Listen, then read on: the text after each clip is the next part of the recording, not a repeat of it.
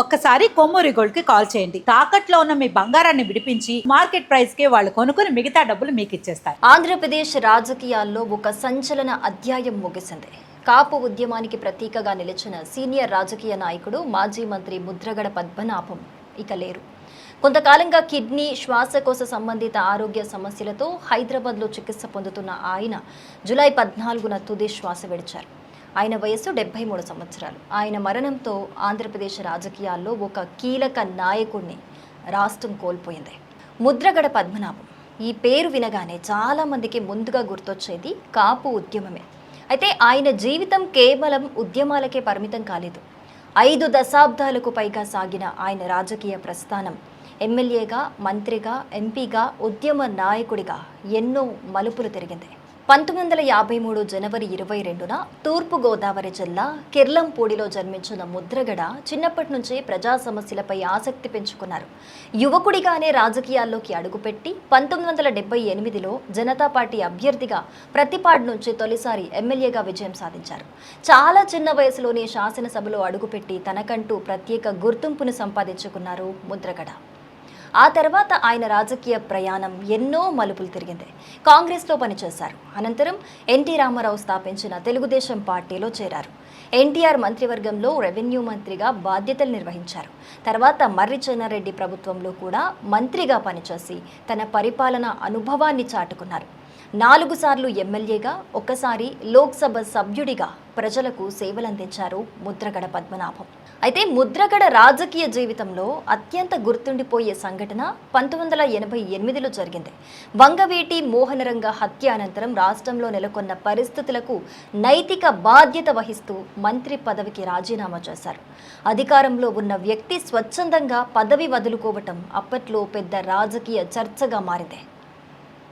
ముద్రగడ పేరు రాష్ట్ర వ్యాప్తంగా మారుమోగింది మాత్రం కాపు రిజర్వేషన్ ఉద్యమం కారణంగానే. కాపు సామాజిక వర్గానికి విద్య, ఉద్యోగాల్లో రిజర్వేషన్లు కల్పించాలని ఆయన దశాబ్దాల పాటు పోరాటం చేశారు. నిరాహార దీక్షలు చేశారు. ప్రభుత్వాలపై ఒత్తిడి తీసుకొచ్చారు. వేలాది మంది కాపు యువతకు ఆశాకిరణంగా నిలిచారు ఆయన. 2016లో తునిలో జరిగిన కాపు గర్జన సభ రాష్ట్ర రాజకీయాలను కుదిపేసింది. ఆ సభ అనంతరం చోటు చేసుకున్న హింసాత్మక ఘటనలు దేశవ్యాప్తంగా చర్చనీయాంశమయ్యాయి. ఆ ఘటనలపై విమర్శలు వచ్చినప్పటికీ తమ ఉద్యమం శాంతియుతమేనని, హింసను తాము సమర్థించబోమని ముద్రగడ పలుమార్లు చెప్పడం జరిగింది. ఆ తర్వాత కూడా ఆయన తన ఉద్యమాన్ని కొనసాగించారు.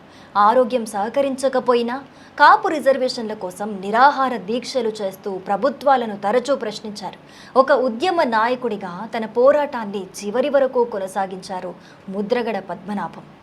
2024 ఎన్నికల ముందు వైఎస్ఆర్ కాంగ్రెస్ పార్టీలో చేరిన ముద్రగడ ఆ పార్టీ తరపున రాజకీయంగా చురుకుగా వ్యవహరించారు.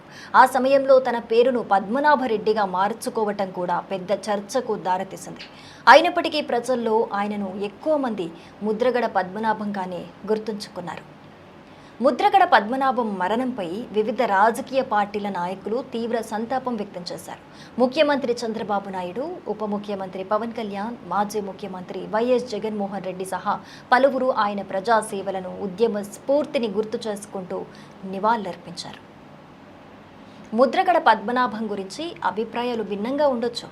ఆయన రాజకీయ నిర్ణయాలను కొందరు సమర్థించారు, మరికొందరు విమర్శించారు. కానీ ఒక విషయం మాత్రం ఎవ్వరూ కాదనలేరు.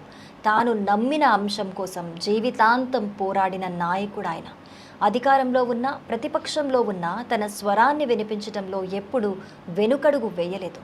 ఆయన ఒక వ్యక్తిగా కూడా గొప్ప మనిషి. తన దగ్గరికి ఎవరొచ్చినా ఎంతో ఆప్యాయంగా పలకరించేవారని, స్వయంగా ఆయనే వడ్డించేవారని ఎంతోమంది గుర్తు చేసుకొని బాధపడుతున్నారు. దగ్గరి వారితో చిన్న పిల్లాడిలా మాట్లాడేవారని ఆయన అనుచరులు చెబుతున్న మాట. ఒక ఉద్యమకారుడిగా, ఒక ప్రజా నాయకుడిగా, ఒక రాజకీయవేత్తగా 5 దశాబ్దాల పాటు ఆంధ్రప్రదేశ్ రాజకీయాలపై తనదైన ముద్ర వేసిన ముద్రగడ పద్మనాభం ఇక లేరు.